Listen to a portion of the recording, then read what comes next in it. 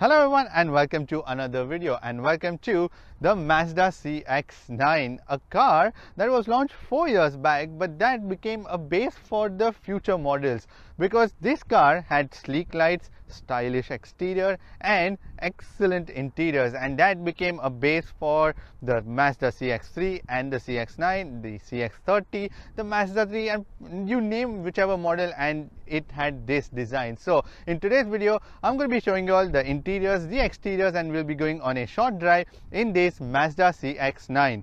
Now before we move forward, please consider subscribing to my channel. Now for that, all you have to do is, if you see a red subscription button at the bottom, yes, make sure you break that button and subscribe to this channel, and also make sure to press the notifications on so that you never miss any video updates from my channel.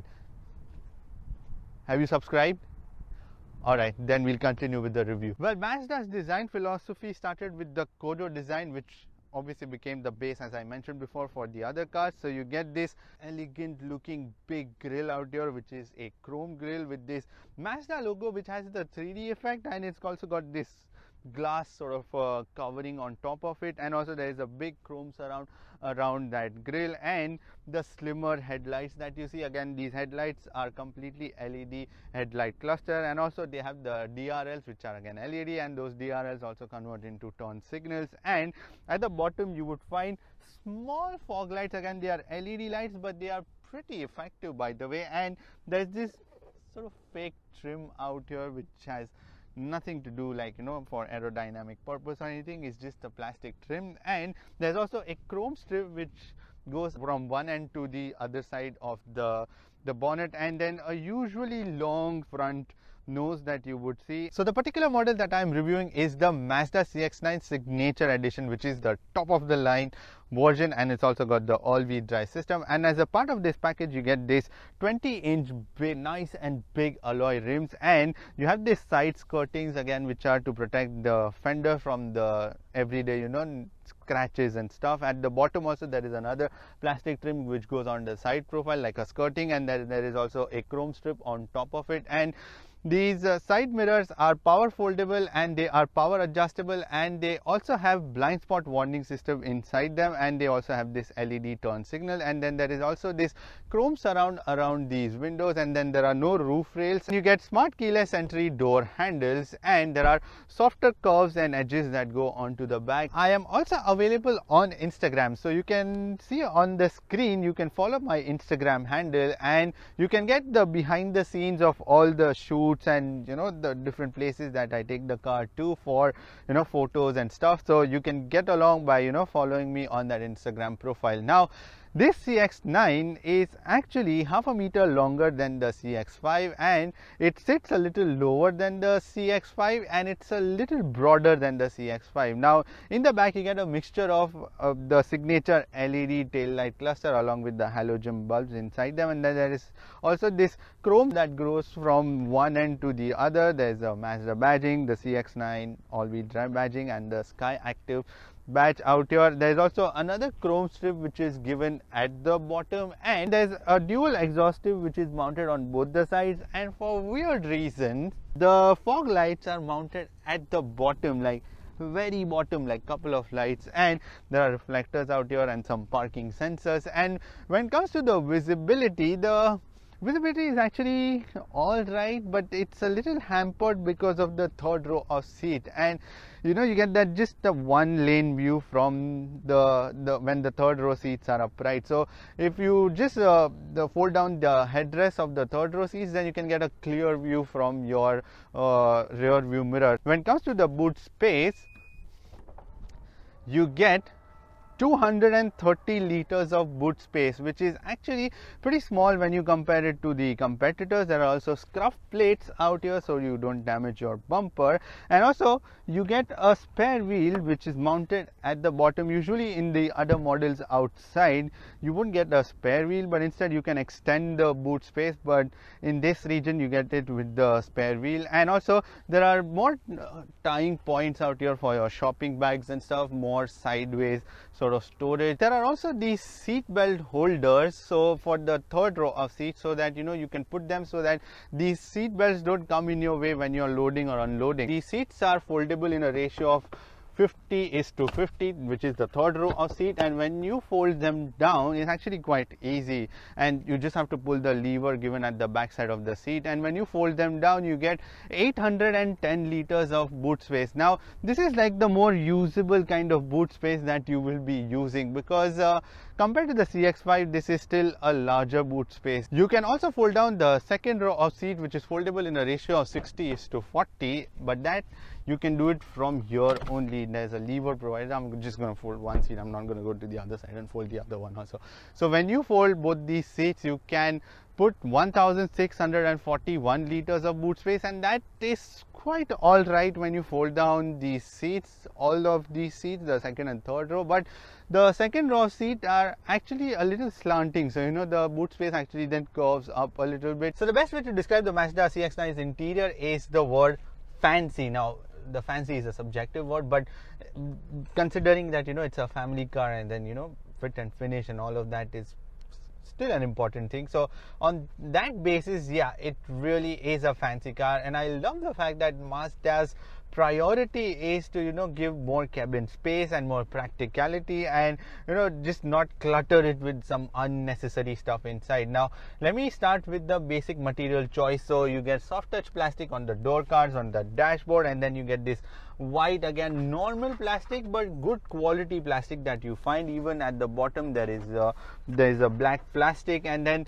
these sort of aluminium type plastic trim that is meant to look like brushed aluminium. Again, that's a plastic trim, but then these are wood inserts that you find out here on the side of the center console, and even on the dashboard you would find near the switches. So everywhere that you see, like, there is good amount of fit and finish and quality materials. Even the doors and the dashboard, how they meet, that's also like a nice bit of cutout that they've given, and also there are no panel gaps or anything. Now when it comes to the multi-information display, there is a 7-inch multi-information display, and in that you can see very basic information like your trip information, the trip A, trip B information, then the distance to the next vehicle. When it comes to the steering wheel, again this is nice and big leather covered steering wheel, and it's got this Mazda badging in the center, and on your right side you would find the adaptive cruise control buttons, and on the left side you will get the infotainment and the communication buttons. The steering wheel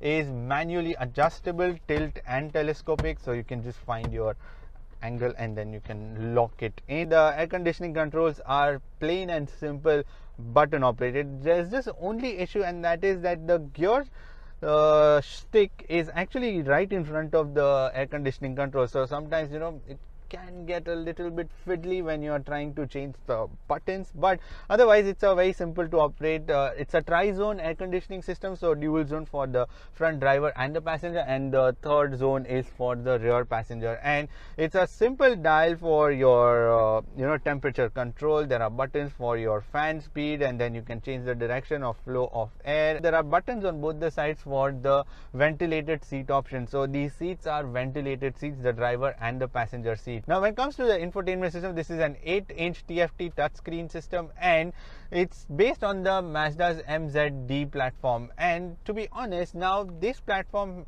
it feels a little aged now, because they have the newest system in the Mazda 3 and the CX-30 that actually looks really good, but this I start to age, especially when it's been provided in the CX-3 and the CX-5. So CX-9 is supposed to be like their biggest SUV, and for that if it has to go with the interiors, because it's obviously grand interior, and this infotainment system feels a little outdated and it started to show its age now. But it's a plain and simple, easy to operate, and it's a touchscreen when you're just standing, but when you're driving the touchscreen stops working, and then you have to use the joystick given out here and the buttons given out here. So in that sense, it's a very clever thinking, because it's safe while you're driving. And then this joystick is also like 4-way operatable. There's also a volume button. Now that volume button, I feel, should have been put somewhere out here, because it's a little bit of getting used to that the volume button is out here. And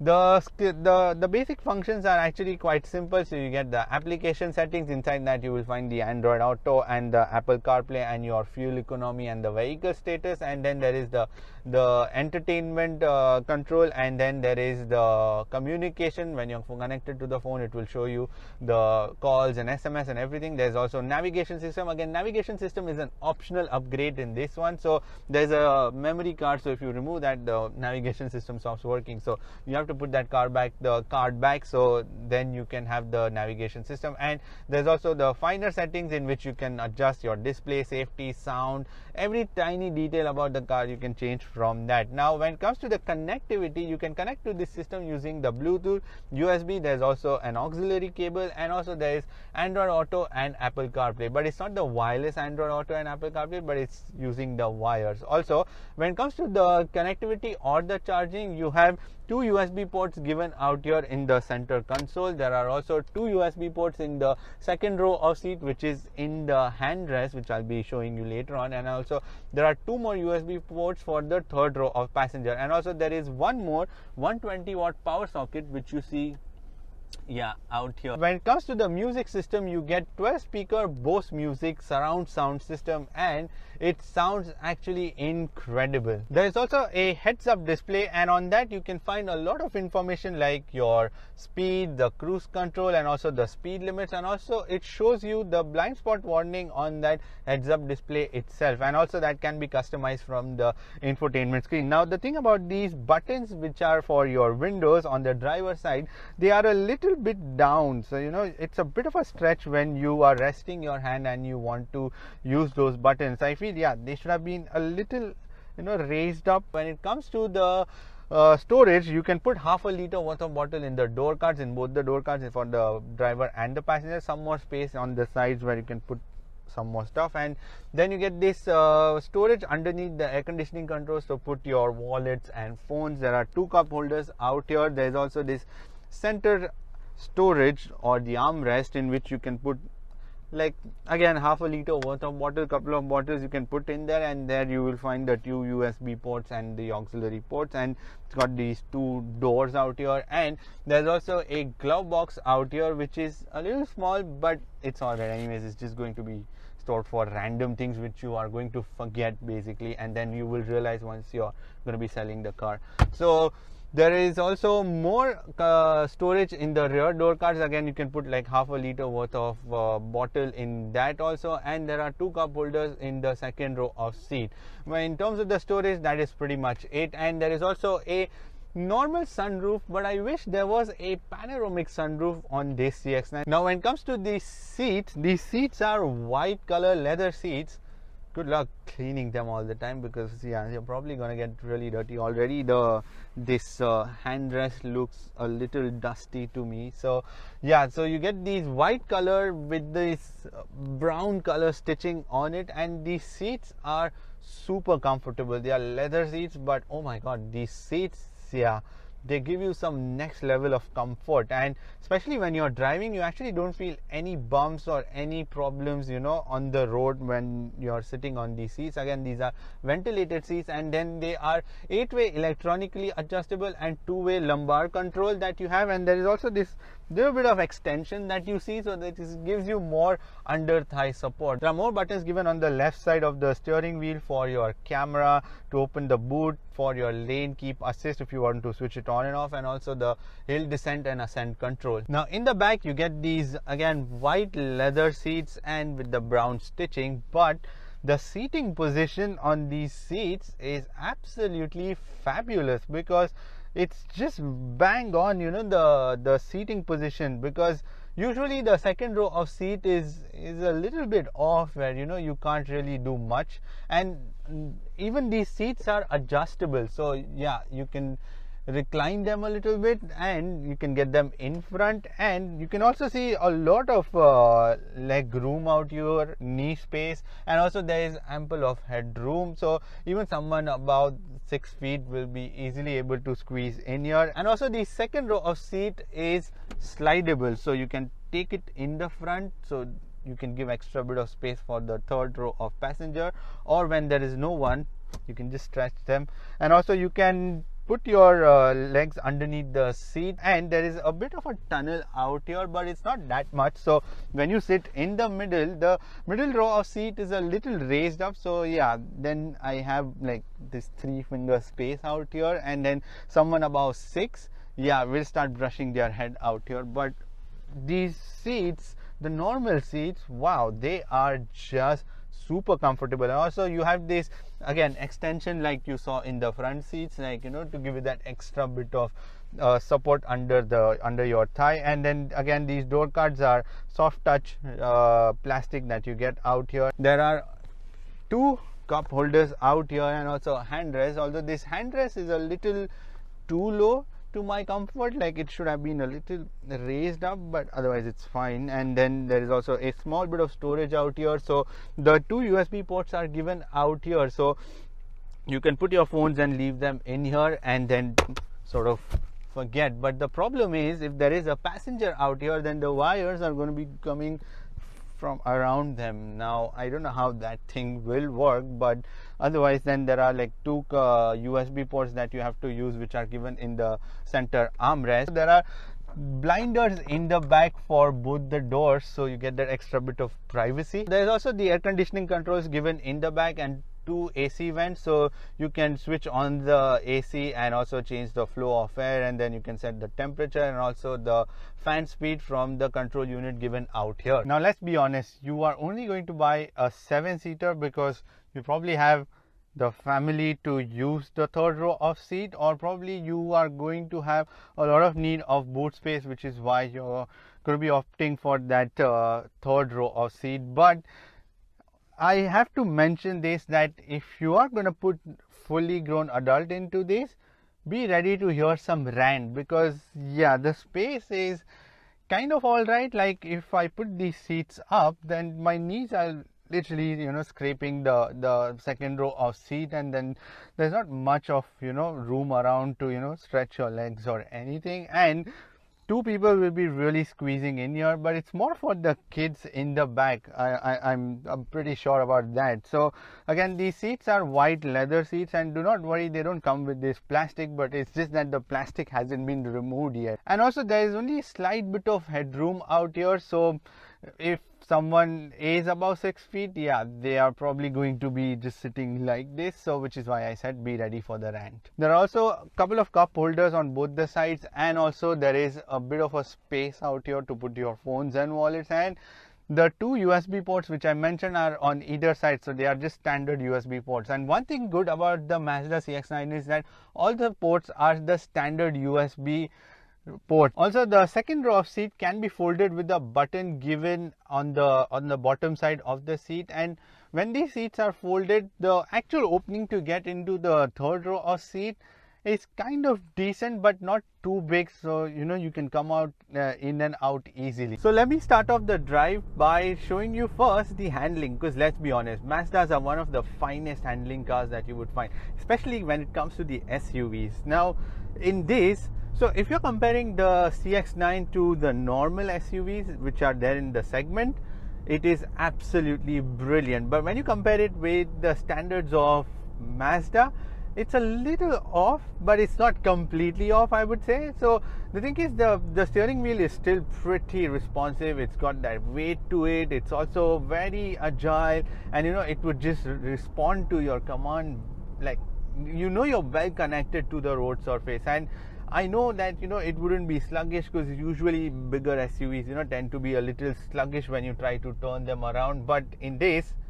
it wouldn't do that. When it comes to the suspension, it's on the softer side, but yet the Mazda has just done a brilliant work of, you know, giving a very stable ride. Because let's be honest, again, when I do a slalom, like, yeah, the car is always so much under control, and it's got that calm and composed, you know, stance whenever I try to take a sudden turn, or even if I'm just trying to take a normal turn. It's a very comfortable, and even the chassis, which, by the way, this was just a warning, so even the chassis is really, really brilliant on this one, and that is all to do with the fact that there's something called as a G vectoring. Now What that does is that it gives you that dynamic stability and also make sure that the car is always planted to the road surface, and also giving you a comfortable ride at the same time. When it comes to the engine, this Mazda CX-9 comes with a 2.5 liter turbocharged Skyactiv petrol engine that produces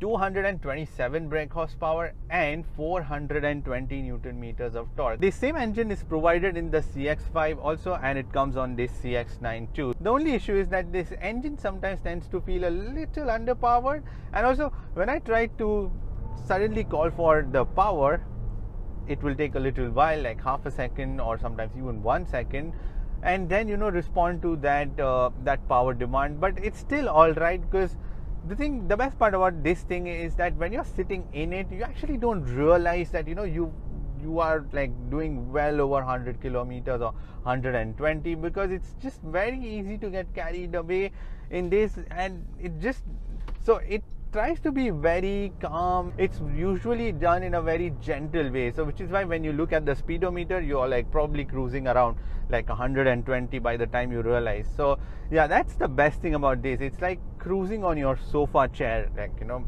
just cruising along comfortably, but also going fast. So yeah, in terms of the power and the delivery, it's pretty smooth that way. Also, this engine is mated to a 6-speed Skyactiv automatic transmission, and I feel there were a couple of more gears were required, because the gearing tends to be a little longer. Sometimes it just tries to pull a little longer on a certain gear, like when you're on third or fourth.